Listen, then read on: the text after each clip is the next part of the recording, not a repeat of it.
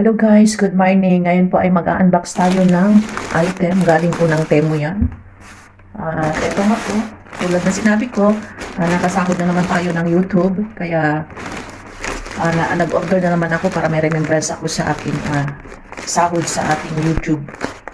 So ngayon guys ay i-open na natin itong ating binili na item.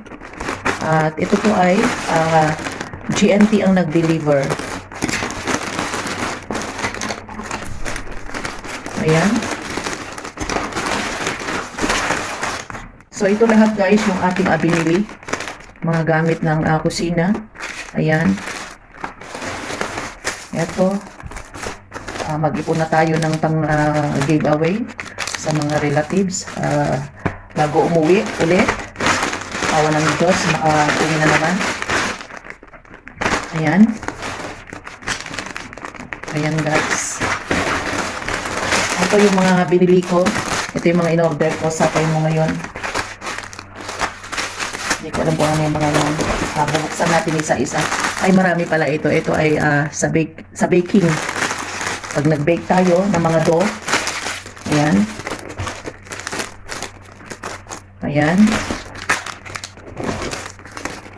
Paggagawa tayo ng DIY. Marami akong in-order ngayon sa Temu. Hindi ko alam po ano ito. Buksan natin mamaya guys. Ayan. Maabot ito ng 400. Qatar yung aking in-order ngayon. Ito wallet. Ayan guys. Puros mga curving, halos kitchen, pang kitchen lahat talaga ito. In-order ko. Ayan.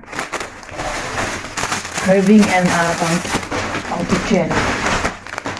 Ayan. So, ayan lahat guys yung ating in-order ngayon. Kaya medyo marami-rami ngayon. Kaya inabot siya ng 400 plus Qatar. Ito guys, kaya ako bumili ng ganito. Kasi itong aking apo ay nakita niya sa YouTube. Nung nag-i-scroll siguro siya, sabi niya, "Mami, gusto ko yung ganito," sabi niya. So, ngayon at medyo maluwag-luwag ako, kinuhanan ko siya ng ganito sa Temu na, isinabay ko na, tuloy magagamit ko rin. Ayan. Alam nyo na guys kung ano ito. Kaya hindi na natin bubuksan ito. Ito naman guys ay yung pwedeng gamitin natin sa mga vegetable, pwede natin gamitin sa mga dough. Ito, ganyan. 4 na klase ito guys. Ayan. Nakita nyo? Ganyan siya guys. Oh. Ganyan siya.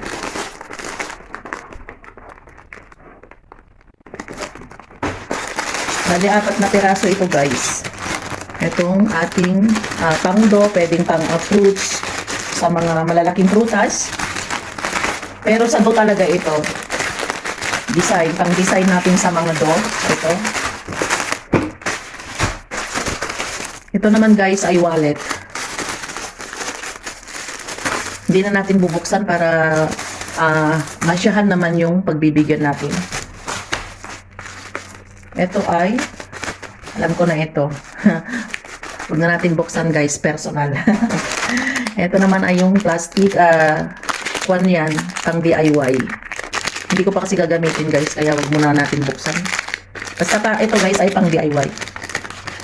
Ayan.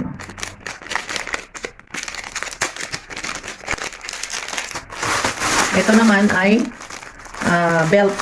Pwedeng yung paglagyanan ng kwan, paglagyanan ng mga passport, mga kwan sa baywang natin. Kunyari yung passport natin, iningatan natin para safe. Diba pag mag-travel tayo, yung mga bagay na kwan, ayan. Ganyan siya guys. Ito pang DIY yan guys. At ito pang DIY din ito. Yung kahoy. Yung kahoy ito guys. Ito yung sa pang decoration. Pwede rin sa dough. Pang guhit sa dough, pang design. Ito pwede rin sa decoration, sa fruits and vegetable, curving. Ito, natin magagamit natin ito. Lahat magagamit natin guys, sa dough, sa curving, sa design, lahat magagamit natin yan. Basta sa kusina gamit natin to. Ito, gloves. Ito naman, konting ito guys, pang dough, pwedeng pang vegetable, pang design natin sa mga decoration natin, sa platter. Ayan. Pero, ito guys, pang dough talaga. Ginagamit sa dough pagka nagluto tayo ng mga baking. Ito naman ay yung kunyata ito, yung maliliit na, sabi ko mura, sabi ko na nga sabi ko mura kaya kunin lang kita, pang baking. Ito DIY. Ito pang giveaway natin pag December uwi tayo. Ito ang marami talaga guys. As in, maraming design.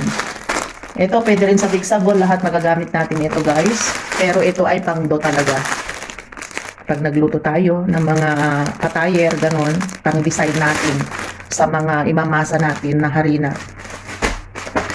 Ito naman ay brush. Gamit ito ay sa pang curving din.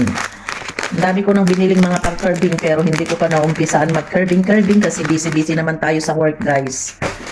Ito, ganun din ito. Ay hindi, alam ko na ito. Huwag na natin buksan guys, personal. Alam niyo na kung personal. Ito, pang giveaway. Bigyan natin sa mga relatives natin. Ito, the same din dun sa pinakita ko kanina guys. Pwede sa gulay, pwede sa mga vegetable, pwede sa dough. Magagamit natin lahat yan. Tulad nito, pang design, pwede rin sa dough. Halos ang nakuha ko ngayon guys ay gamit ng dough talaga.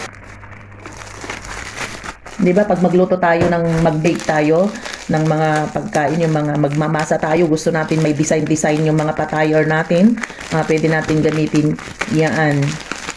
Kaya yan lahat ang mga kinuha ko guys, kaya medyo napalaki ang ating bill ngayon. Ito naman, ano ba ito? Ay, sakwa naman ito guys, sa magnetic ng aking tripod phone. Magnetic ng phone. Ito, katulad din ng sinabi ko kanina guys, dun sa isa na pinakita ko sa inyo. Dito, ito kasi mahaba lang. Ito naman, maliit. Sa pang-prutas naman ito, pang design. Sa prutas. Wallet. Dali-dalawa yung wallet na kinuha ko. Tapos ito, alam nyo na yan guys. Ito ay yung sa mga design ng ating cucumber, ating carrots. Ayan. Alam nyo na guys kung ano ito. Sa apo ko yan. Pero gagamitin ko muna. Gagamitin ko muna yan guys bago ko ibigay sa apo ko. Ito naman, ganun din. Nakakarton pala yung ganun. Pero okay siya. Ayan guys. Oh, grabe ang laki oh. Grabe naman ang laki nito. Baka malula yung apo ko dito guys. Pag makita niya ito, matakot pa. Baka matakot pa tuloy. Ang laki pala yan. Tapos ito, yung mga prutas toys to guys. Ayan. Halos kinuha ko na sa Temo ito. Kasi sabi ko, ganun din sa labas naman ang price. Kaya minsanin ko na sa Temo. Kaya isa lang ang pinagkuhanan ko na. Ito din naman ay sa pang kitchen din natin ito guys. Alam ko na ito. Kasi buo ito set. Ayan. Ito guys ay magagamit natin lahat sa mga dough natin, sa mga pang-design, sa mga fruits, sa mga vegetable. Magagamit natin lahat yan sa pang-design, pang-decoration. Gagamit tayo ng mga ganito. Paggagawa tayo ng mga, number 1 sa mga salata, sa mga salad na vegetable, magagamit natin to para mag-design. Ayan guys. Isang set yan. So, ito lahat guys yung ating binili. Ayan, nakakalat na. Dito ako nagkalat sa laundry room. At thank you kay God. At pangalawa sa inyo na nanonood sa aking mga video guys. Maraming salamat. Hindi ako makakaipon ng revenue ko or aking sasahurin sa aking YouTube kung wala kayo na manunood. So ngayon guys ay bali pangalawang order ko ngayon sa Temo ngayon. Pagbalik ko galing vacation. At Ayun nga, nakasahod na naman tayo guys, kaya nag-order ako ng Temo. So all in all guys, ito ay umabot siya ng 400.85 Qatar Riyal. Ewan ko kung magkano ang rate ngayon. Hindi naman po lahat ng aking sinahod sa YouTube ngayon guys ay ibinili ko sa Temo, kundi may naiwan pa naman sa akin konti at syempre at tumaas yung ating sahod ngayon sa YouTube. Kaya tinaasan ko rin yung aking obligasyon na ibibigay sa kapilya. So ginawa kong 30% ngayon. Yung last na upload ko na galing Temo ay 15% lang kasi standard lang yung aking sinahod nun.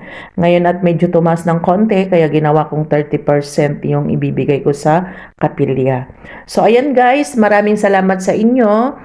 Naway patuloy po yung panonood nyo sa aking mga ina-upload at huwag pong i-escape yung ating mga ads para sa ganun po ay meron po tayong maipon na sasahurin.